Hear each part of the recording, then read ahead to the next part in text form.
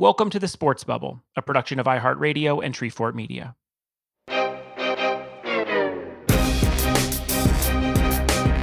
My name is Jensen Karp, and I'm a sports fan, which means I've spent the last 48 hours staring at this Patrick Mahomes contract extension. Listen, he deserves it. He's the best quarterback in the league. But 10 years? I don't even know what I'll be doing 10 minutes from now. To find that kind of gig in this climate, God bless that man. Considering what's happened in the last 3 months, though, I have to assume they'll be playing football in those weird clear bubble spheres, competing against ex machina like robot dolls, and having playbooks digitally implanted into their heads when this contract runs out. It's now officially a KC dynasty, if you ask me. And you know what they say, when one door opens, another one in Deshaun Jackson's house closes. And I'm still talking to athletes and sports industry professionals about what they're doing during this very weird time. Because someone has to. Welcome to the Sports Bubble with Jensen Karp. Bradley Wright-Phillips found soccer superstardom in a rather unique way. The English-born forward started his career with Manchester City in the Premier League, but never found his groove, landing himself on second and third-tier teams, prompting a move to the States and Major League Soccer. And where he may have stalled at home, he excelled abroad. As part of the New York Red Bulls, he became one of the league's all-time greats as a 2-time Golden Boot winner, 2-time All-Star, and 3-time team MVP. The son of legendary Arsenal forward Ian Wright and brother Deshaun, who played in both England and the US as well, went above and beyond any expectations, finally finding comfort in his game in the Big Apple. That is until last year. He was injured, having trouble scoring, and now at 35 might finally be showing signs of slowing down. But as soon as you start to think Bradley is out, well, that's when he's in. Signing a new contract with the defending Supporter Shield champs LAFC, Wright-Phillips is ready to prove his haters wrong. But also, he's completely terrified. We spoke only days before he was set to leave for Florida to play in the MLS's back tournament, still in the dark about how he'll stay safe while away from his family for 3 months. We have a raw conversation about what he's facing and how he honestly is not comfortable.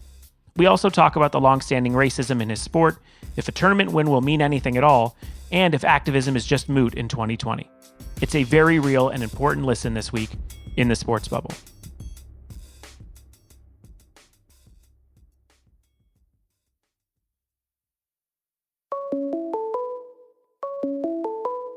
Call from Bradley Wright-Phillips. To accept, press 1. Hello, Bradley. Jensen, what's up? Oh, man. I usually start these interviews asking where you've been quarantined, but with you, it's slightly different. We're getting ready for the MLS's back tournament. Am I assuming you are in Orlando? Nope. Oh. In LA right now. Okay, so they are supposedly starting Wednesday. Are you planning on going out? Yeah, there was a few things where I might not have gone. Some like personal reasons. I just needed my family to be sorted, because if I'm being totally honest, it's a tough ask, Obviously we all miss football, but it's a tough ask what they're asking. But yeah, I think I'll be good to go. But I think because we're in LA, we didn't have to go as soon as everyone else. We could still do team training, so it's good, The less time there, I think, the better.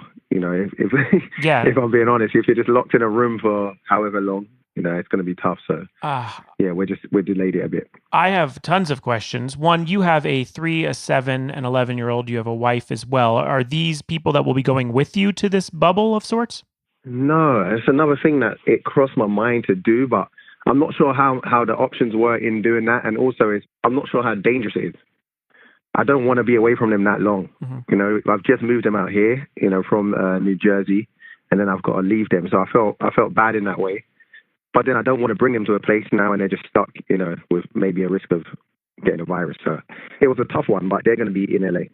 Yeah, I mean, I guess it's such a fake out too, because you're going to tell your kids you're going to Disney World, and yet it would be the least cool version of Disney World for them ever. Exactly that. And it's funny, you brought it up, because when I told my son I'm probably going to Orlando to play in this tournament, he's like, "Can I come? I want to come. I want to go to Disney." I'm like, trust me, mate, it's not going to be what you think. And he doesn't let up. He still wants to come. I'm like, I can't do that to you, mate. I really can't. Yeah, there's a distinct difference between Orlando and Disney World, and you're going to Orlando. Yeah, well, he thinks Orlando is Disney World. That's the only thing he thinks exists there. Well, he's gonna miss out on a hotel room. So, do you know, have they filled you in on the process? Once you land, are you driven somewhere in a big outbreak truck? What is do you know? Have they told you? Yeah, they've told me that we've got a bit of information on it, but I won't lie to you, because I was so against, I was kind of against it in the beginning. So I'm not really sure what happens when you get there. I think you go there, you have some testing, and then you go into quarantine for, I want to say, this could be total bullshit too, but I want to say 72 hours, maybe less. Mm-hmm.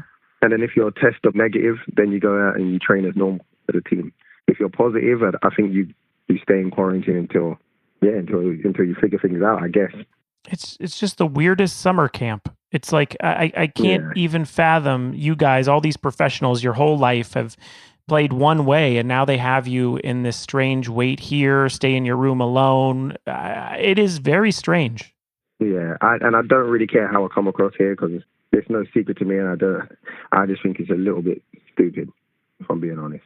Yeah. I don't know. I just think we could have waited like the rest of the leagues, and you train until you're able to play, and that's it.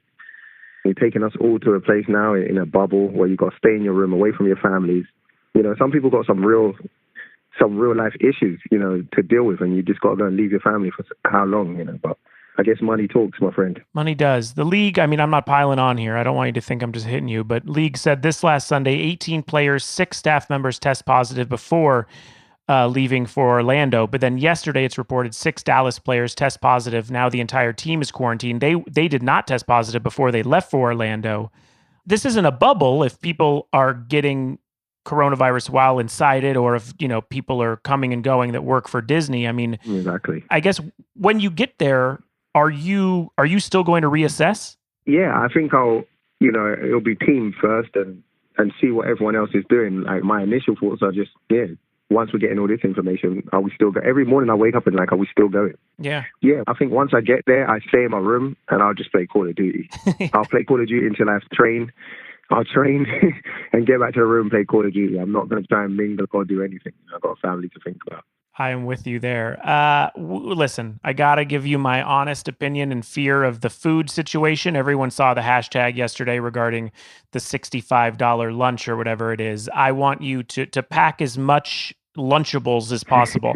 Anything you can get your hands on at the market, bring it with you. Yeah, just bring it. 100%. I'm very scared. 100%. I'm going to go shopping on Sunday. The rumor of your LAFC teammate and reigning MVP Carlos Vela not returning, do we know if that's for sure? Or, I mean, it seems like it's for sure he's not coming. I'm not sure. I'm really not sure. Honestly, there's not much talk on who's going. I think people sort that out between them with John and Bob. I know when I had concerns, that's what I did. I don't think many people knew my situation, So I'm not really sure. Mm-hmm. I'm not sure. Yeah, because he has a pregnant wife. This obviously would hurt the team, and not that that's the top priority, but it's going to put you in a place to step up. And I was wondering if you were able to get comfortable with your team. This is a new squad for you in LA. Yeah, mostly individual practices and maybe some Zoom calls. Are you comfortable with these dudes? Yeah, and do you know what? I felt more comfortable now just after we got to resume team training. I've been there for a while now. It's weird because of the lockdown. It just feels so strange. It's like I get introduced and then something happens. Then I got surgery, so I was injured. I wasn't getting to train with the team. So it's been stop-start, but I do feel like one of the boys now. I think, I'm lucky enough since I've been in America to be in 2 good change rooms where the guys are really good. And I'm not just saying that, really like cool guys that if I wasn't playing football, I'd still want to know these kind of people. So I've been lucky in that way. They've been good to me. And now I do feel part of the team. I feel good. Yeah. And obviously you have a green card here. You are a citizen, but I was wondering with the EU shutting down basically any tourism from the US, has that affected you at all? Or is that just, I mean, it seems it's like you said, you wake up every day and there's just a new par for the course. I'm telling you, it's like nobody knows anything. It's like, you wake up as a new rule or something else you can't do or something you can do now. I just go with the flow. Traveling to England hasn't affected me. I went recently for some personal reasons. Other than that, it hasn't affected me. And the furthest I go is to the park to give the kids some fresh air because they're like caged animals right now and training, and that's it. Yeah, it's insane. You turned 35 during quarantine, by the way. Did you do anything fun for your birthday? Did you have friends drive by? No, do you know what? My wife, my birthday is March the 12th. Mm-hmm. And on that day, that was the last day we got told we can't come into training. And on that evening, she took me to a restaurant. We went out and ate, had a few drinks, So I luckily got a nice little celebration. Good. Yeah, and then we had a little, cake at the house with the family. So it wasn't bad, but that was actually the last day of something normal. Yeah, well, turning 35, huge career change for you leaving New York, a football team, a soccer team, just absolutely connected to you forever. You're coming off an injury, like you said, showing you're still this MLS powerhouse. How important is that to you? Yeah, you know what? At first, when I left Red Bull and I wasn't sure what I was going to do, where I was going to go, I was almost done. Not retiring, but I just thought, you know what? I got nothing to prove. I don't care what anyone thinks. And then just the way it come about, then I'd read certain things and hear things. And my last season at Red Bull, I was injured. A lot of people don't really know the ins and outs. Like even when I was on the bench or coming on, I was injured. And I just thought I don't want to go out like that. And then I get a second chance with LAFC. So it's just for all the kind of doubters, everyone that thinks he's older now, his last season wasn't great. It just gave me a new lease of life to where I have something to prove. Because it's not easy to find those kind of things in the game when you've been somewhere for so long or done something for so long. You have to find little ways to get ahead. And I think, having to find a new team and actually getting a really good team where I feel like I can fit in and do well, it's given me just a new goal. And I just can't wait to get out there and prove myself. Yo, can I tell you something though? How crazy is soccer that you had one bad season after 5 or 6 of the greatest in the sport of in the league of MLS, and they're just like, "Oh, he's done, dude." I was like, "Man, that is one season." But that's the world we live in. It's like everything. Even if you look at music, it's like someone puts out an album one week and you listen to a few tracks, and the next week someone else has got one. No one cares. It's up to the individual or the people to say that I'm not done. This is what I can still do and keep proving people wrong. It's actually the world we live in. We can get everything quick. Yeah. I guess people think they can just go and get another striker that will do that, and that's just the world we live in. It's up to us to say no, I'm actually still good. I can actually still play. Yeah. I'm excited for that though. It's a challenge. Good. You had a legendary run, like you said, with the Red Bulls. They retired your jersey before you even retired. Yeah. You'll be in LA, a team defending the Supporter Shield in the most difficult tournament division in Florida. It appears you're going to be flying out there on Wednesday at least. So what do you see your chances as a team being able to win this thing? Yeah, as a team, it's difficult to say because, everyone's coming out of lockdown and you don't know where anyone is. What I do know is that we've trained very hard. I think we've got a lot of honest people. Apart from the talent's obvious. Anyone that watches the MLS would know LAFC is probably the best footballing team. Got the best player in the league at the moment. So I think that goes without saying. But I think the work we've put in behind the closed doors, I'm hoping, it will show when we get there. But you never know what to expect. Yeah. It's a whole different setting. No fans, it's weird. How serious are some teams going to take it and so on. But we've definitely got a good chance. More with the LAFC's Bradley Wright-Phillips after this. Right now, Feeding America is working tirelessly to ensure our most vulnerable populations, like students who are out of school, the elderly, individuals whose jobs are impacted, and low-income families continue to have access to food and other needed resources during the COVID-19 pandemic. The Feeding America Food Bank Network is committed to serving communities and people facing hunger in America, and their greatest need is donations and support of local food banks. This podcast is committed to donating a portion of the proceeds from the show to Feeding America, and we hope that you can join us in this effort too. Find out how you can help at feedingamerica.org/COVID-19.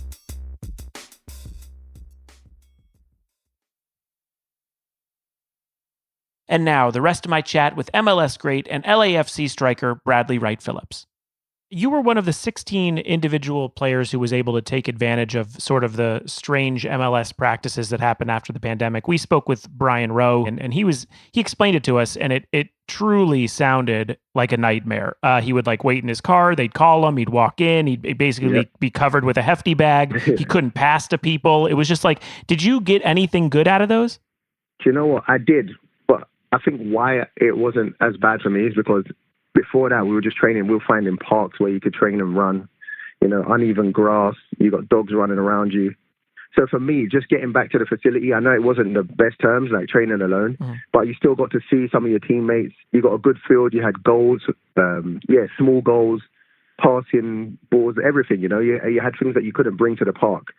So for me, it was annoying. When I look back at it now, it's like, what the hell was that? Just waiting in your car. It was kind of crazy. But at the time, it was a great change for me because I was fed up of going to the park and dogs running around my calves and, nipping at my ankles. I was fed up. Yeah. I mean, also, we're both in LA, me and you. And I mean, it doesn't help that you have to make this decision in the middle of what we're going through in LA with the cases spiking. It seems like we're going to go back into quarantine. Bars are closing for the next 3 weeks and stuff. Like, have you guys, as your family, been basically inside and that's it for the past 3 months? Yeah, we have actually. I think my wife writes, so every now and again she'll find a hotel that's, not too popular. She'll get into a hotel and then she locks herself in a room and writes. Yeah, but other than that, we've just been in the house, honestly. The park has been our best friend. We go to the park every now and again, and that's it, honestly. Training, homework. I'm a school teacher. Mm-hmm. I'm breaking up 90 fights a day. I'm not the only one, but it's been tough. It's been tough. Yeah, 3, 7, 11, those are all pretty serious ages. That's hard to keep down, let alone on a chair, than the house. I mean, that's not easy. I'm telling you, it's been tough. Beyond the pandemic, the world has obviously been focused on a racial division and the murder of George Floyd. And coming from soccer in the Premier League, you and your brother have seen and been accustomed to a racism in sports that we don't even necessarily know, at least in public in the United States. I'm wondering if you could speak on that experience that you guys have faced in the past. Honestly, growing up, you get it. But it's something that isn't right, even when I say this now, that you learn to just live with and deal with. I'm not going to say I've been abused in every game I've played. But yeah, it's been about. But even now when I see, just to quickly go off, even now when I see everyone coming together, I like it, but I don't like where it's going to, where it's almost like a trend now, and it just feels like a lot of sheep. I've always been on the side of if I can make some real change, or if people can make some real change, let's do that. Let's come together and make a real change. Because this is not a secret. This has been in the game or just in life for hundreds of years. So I'm just not down with what's going on at the moment with just everyone just posting a black picture. Mm-hmm. Do you know where I'm going with this almost? You know what I'm saying? I just want some real change, or I don't want nothing. Don't pretend. Please don't pretend to me. Don't try and this ain't at you, by the way. So I don't need sympathy. I just want real change, or please don't come to me with anything. I want to work on something now with a few players where I can, where I can make some real change, or just open some eyes in a different way. At the moment now, just what I'm seeing is just annoying. Some things are just annoying because this isn't new.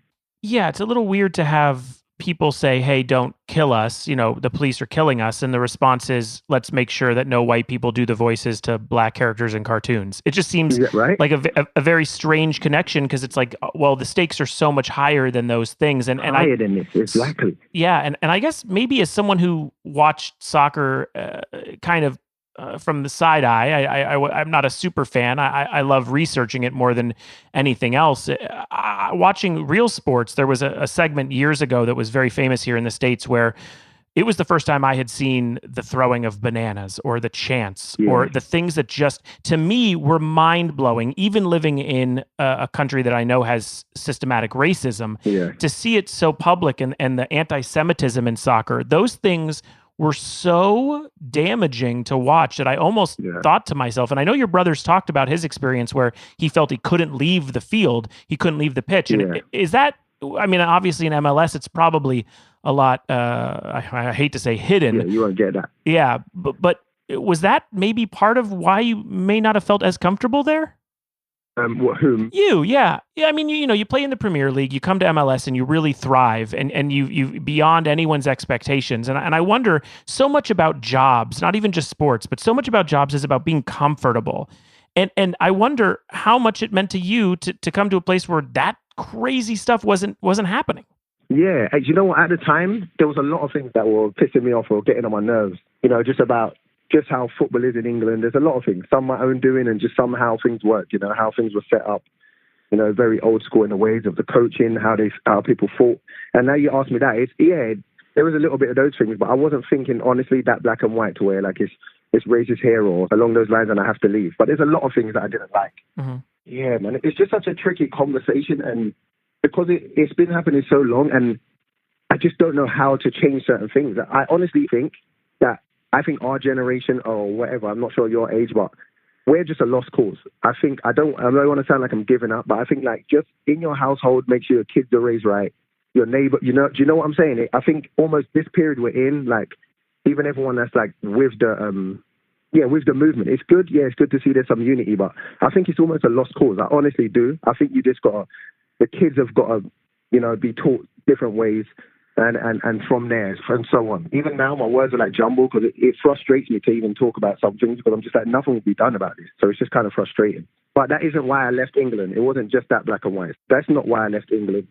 But yeah, there's some bullshit that happens. Yeah, I mean, I have a 1-year-old, and my wife and I have focused on the idea that we think it's 20, we say about 25 and under. I'm 40. Yeah. So we just have hope for them. I mean, I had read Ian Desmond's Instagram post last week that he did about baseball and the systematic kind of racial bias in the league. And it felt so heavy that, like you said, it's like, oh, I don't think there's anything, as sad as it sounds, we almost have to start over by saying, oh, we're the idiots. Don't worry about us. Yes.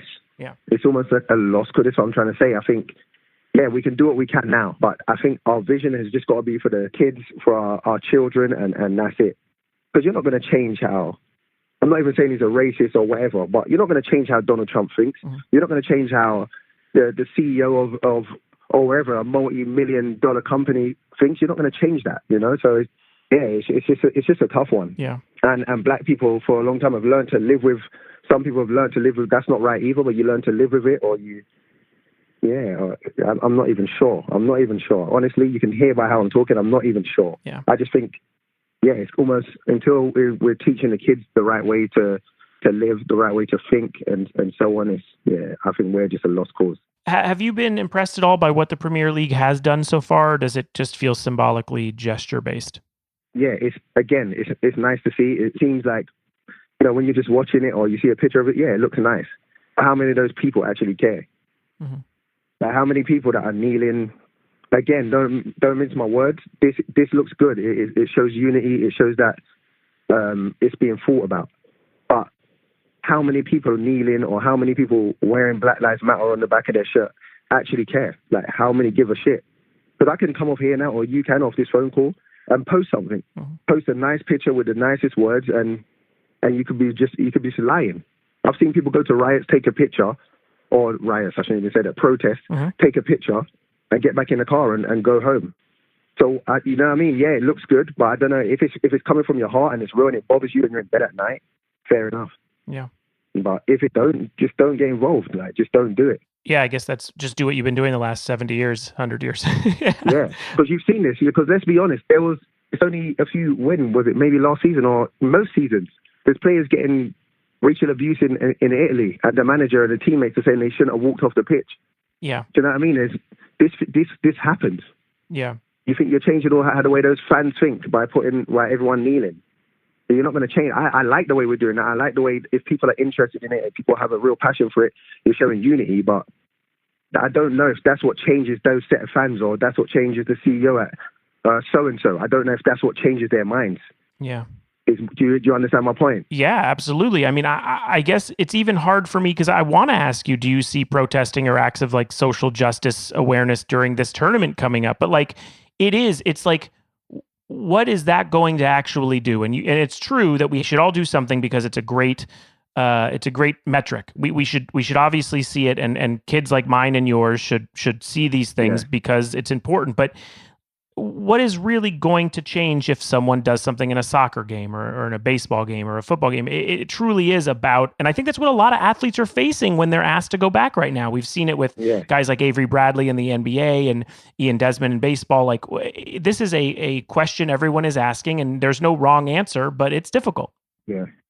If you really care what I think, don't judge me if I don't turn up to football because I'm hurt about this. Don't judge, like a basketball player, for then I don't want to play right now. Mm-hmm. I'm sure they're going to a camp as well. If you really care, then let's let people do what they want to do. Not, okay, come, but we'll all kneel.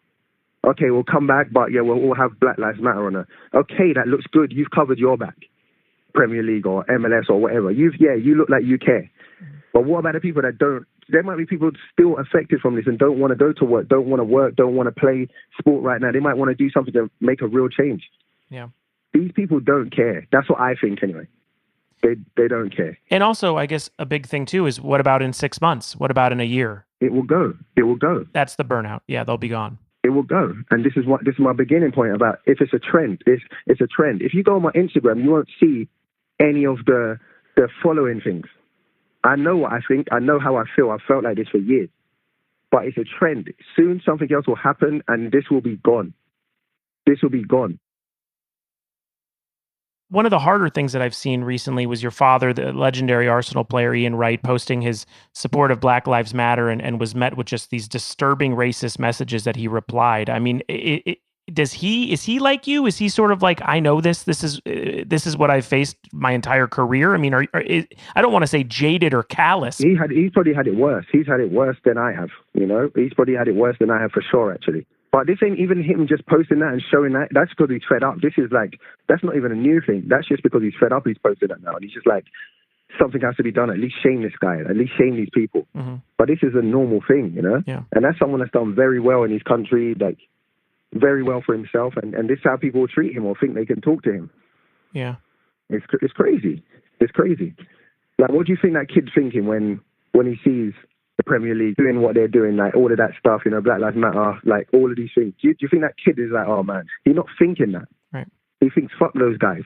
Like, that's what he thinks. And this brings me back to my point. That's why I don't, even talking about this, I just feel like it just goes round in circles. It's like, unless I can do something real, and I'm still working on things, thinking about something, unless something real can happen, it's just bullshit. Because like you said, people are going to forget about all of this soon to when there's a new trend or something else happening. Yeah, I don't know if you saw Maya Moore this week, who, you know, took off a season of the WNBA to kind of crusade for someone who was improperly imprisoned for assault and burglary charges, and he was released this past week. And it just makes me question being on a stupid microphone podcasting. It's like, is there things to do? Are there too many things? What can I do? I mean, these are just questions that should be racing in everyone's mind. Yeah. Well, I tell you what you don't do. You keep doing what you're doing. You don't just do anything to do it. Yeah. Something will come to you where you can literally make a change or help or get a message out there that is from your heart and you think will affect people in the right way. Then you do that. I think there's a lot of people just doing anything. Yeah. They're pressured. Even my old team, I saw a thing like, and this ain't, I don't even know if I should say it. It might be too far. No, forget that anyway. Forget it. Well, I never expect you to censor yourself, but okay. Nah, I don't normally, but I don't want things to come out too, because I even had a chance to even think about things myself, so I don't want it to come out too raw, you know. But just do things from the heart. Do things if you want to do it. If you are racist, and I don't pretend that, okay, you're going to do this to show everyone you're involved, you know, just do things from the heart. If you have nothing to say right now, don't say it. You might have something amazing or life-changing to say in 2 or 3 months. Well, on a much lighter note, we are both hip hop heads. You and I are both what I call retired MCs, which is retired. Yep, that is a title that only a few of us can really have in an exclusive club. Only legends. Yeah, 2 legends in the game. But I wanted to close out by seeing if you had some suggestions for listeners who want some new names in grime. This is a American, I say it's been very elusive here. We know Skepta, who's I know a personal friend of yours. We know the big names, yeah. But I wanted to see if there was anyone you could suggest to us kind of on the horizon, someone that we might not know about. On the horizon, it's tough to say on the horizon because I should have got a list. You lot should have texted me because all I do is listen to grime, really. Okay. So what you want to be listening to, because I don't think, and he's not on the horizon, or these guys are not on the horizon, but they just don't get their credit worldwide. But you want to listen to OG, so that's like Little D, P-Money, Blacks, Gender, Desperado. This is on recording, so you'll get all those names. Yeah. Then you got another legend that should be heard all around the world, just as much as Skepta is. Like have you heard of Kano? Yes, I love Kano. Kano, amazing. But I don't know. He should be like in America right now. He's talented, not just good in England, just in the world. He's a Drake favorite. I know Kano through Drake. Oh, Drake likes it. Yeah. Like, that makes sense. Yeah. Yeah, so many grime, like, this is too many. Obviously, have you guys heard of D-double-E? No, I do not know D-double-E. D-double-E, grime legend. On the horizon. See, I'll get some younger names now, people that don't really get their dues even in England. Here, it's like they're all emerging, because, we don't have a scene here. We have to follow you guys. Yeah. Me and you should start putting on some events, maybe. Yeah. We'll get them over. We'll fly them over. If events exist. I do like... this group out of definitely not grime, just hip hop, but out of the UK, these guys, Cult of the Damned, D-A-M-N-E-D. You heard them at all? Cult of the Damned? Yeah. No, what are they, hip hop? Or are they like, are they like proper hip hop, like lyrics or they? They're kind of boom bap. They're kind of like, they're a little bit of Underground feeling, a little bit like late 90s. Okay, I'm gonna search them right after this. Yeah, Cult of the Damned. They have a song called Nicole I really like, but they're a British group that nobody talks about. So I'd throw them in the mix. It's not grime. I never want to pretend I know what you're talking about, but at least with the boom bap stuff, I know the lyric guys. Yeah, no, I'm gonna check those. I'm gonna check them out.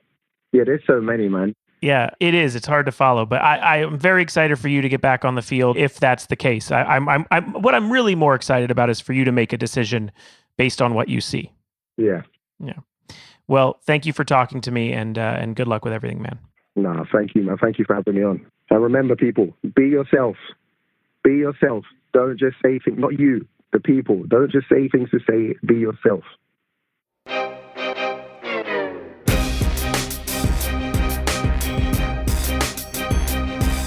The Sports Bubble is produced and distributed by Treefort Media.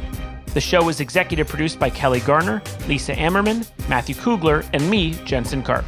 Tom Monahan is our senior audio engineer and sound supervisor, with production and editing by Jasper Leak. Additional production help from Tim Schauer, June Rosen, and Haley Mandelberg. Our theme music is composed by Spilkus. If you've enjoyed what you've heard, please subscribe, rate us, and review us on the iHeartRadio app, Apple Podcasts, or wherever you listen to podcasts. And please visit feedingamerica.org. If you're able to make a donation, any amount makes a difference, and you can learn more about other ways you can help on their website.